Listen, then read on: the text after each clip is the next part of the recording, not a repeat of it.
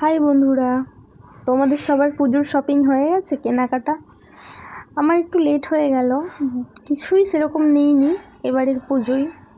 যদিও এটা আমার বিয়ের প্রথম পুজো, বিয়ের পরে প্রথম পুজো, কিন্তু সবাই তোমার অবস্থা জানোই তো, তাই জন্য এখন আর কিছু কিনলাম না বেশি কিছু। ওই বাপের বাড়ি থেকে কিছু পেয়েছিলাম শাড়ি, আর এখানে শ্বশুর বাড়ি থেকে দিয়েছে, বড়মশাই একটা দিয়েছে, ননদের বাড়ি থেকে একটা দিয়েছে, আর একটা কুর্তি নিয়েছিলাম। সেগুলোই তোমাদের সাথে শেয়ার করছি, চলো দেখা যাক।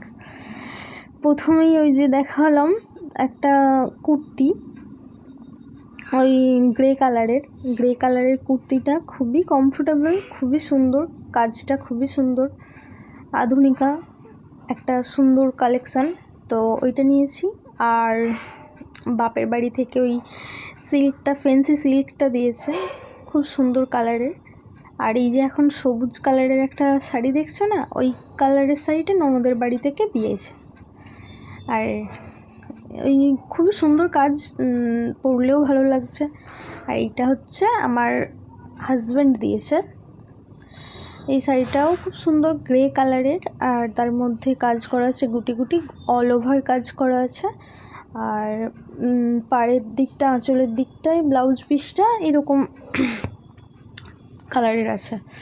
আর এটা স্বর্ণচুড়ি, সবাই জানো তোমরা, স্বর্ণচুড়ি।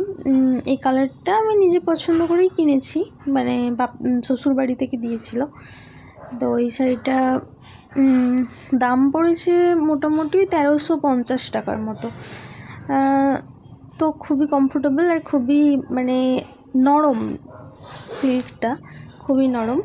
আর এখানে কাজটাও খুবই সুন্দর, মানে গোলাপি আর সি গ্রিন কালারের, আর খুবই কমফোর্টেবল যাকে বলে।